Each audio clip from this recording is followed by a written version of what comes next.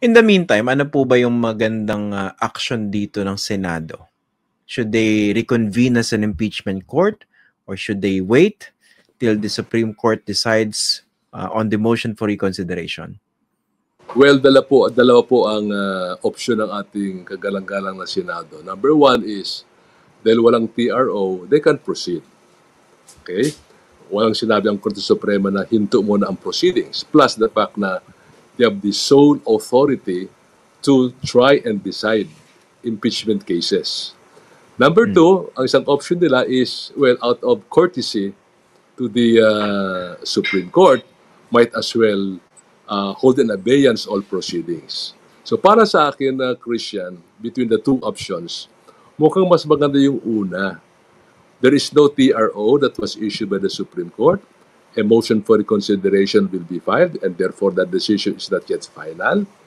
So ibig sabihin, libreng-libre po ang ating Senado to proceed with the impeachment trial.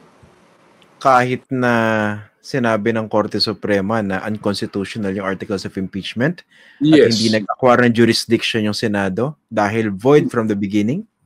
Yes, because open to reconsideration po eh. Ibig sabihin, if it is open to reconsideration, pwede pa magpalit. Ang position na pwedeng baguhin, pwedeng palitan.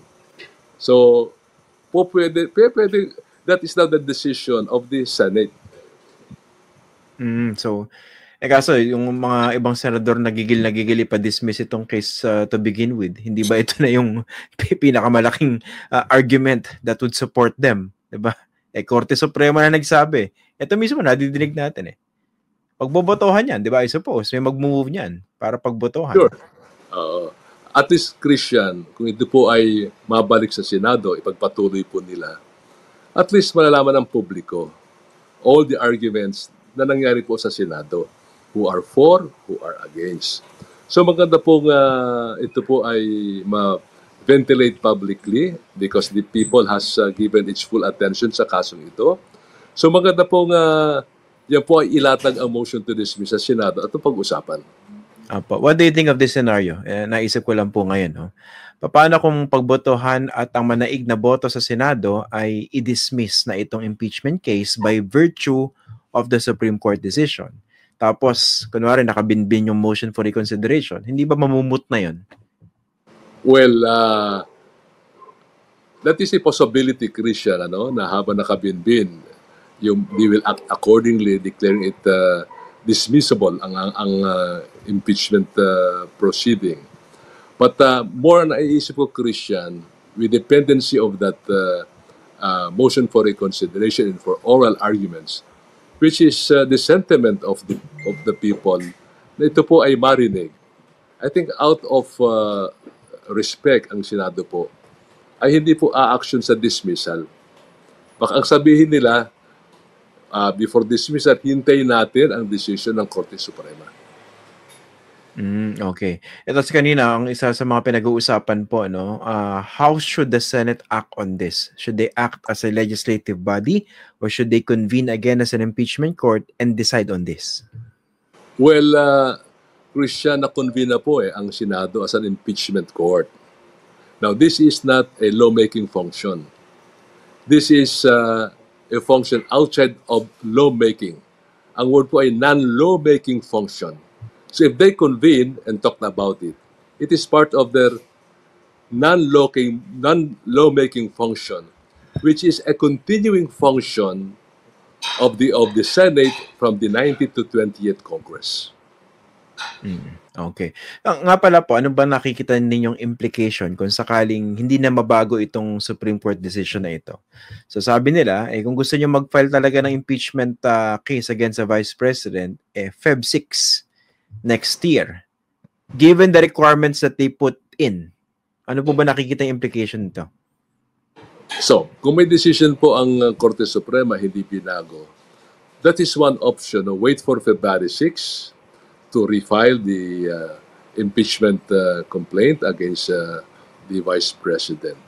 Pero kung halimbawa na dismiss ng Korte Suprema and there is the possibility of filing, yung interest ng taong bayan ay magbabago na po. The time factor, time element will come in. That is one scenario. The other scenario is magagalit ang taong bayan.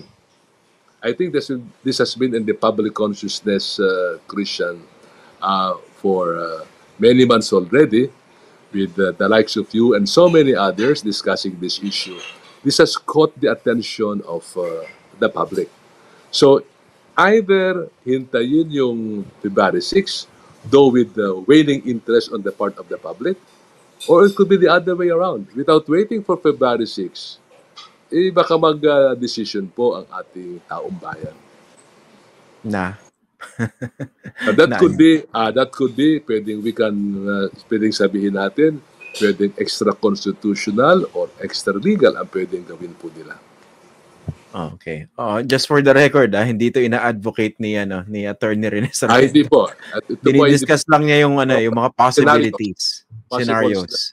Of course, ang priority natin is the rule of law. Within the confines of law ang pwedeng gawin natin. But in one decision of the Supreme Court in Estrada versus Desierto, ang sabi ng Korte Suprema through Chief Justice Puno at the time, yung ginawa sa EDSA ng taong bayan at the time was intra-constitutional. Doon may rallies po sila that was interpreted to mean freedom of assembly, freedom of expression. So pwedeng mag-interpret natin intra-constitutional or it could be extra-constitutional. And sa uno was extra-constitutional. Ito po kay Estrada on the impeachment proceeding was intra-constitutional.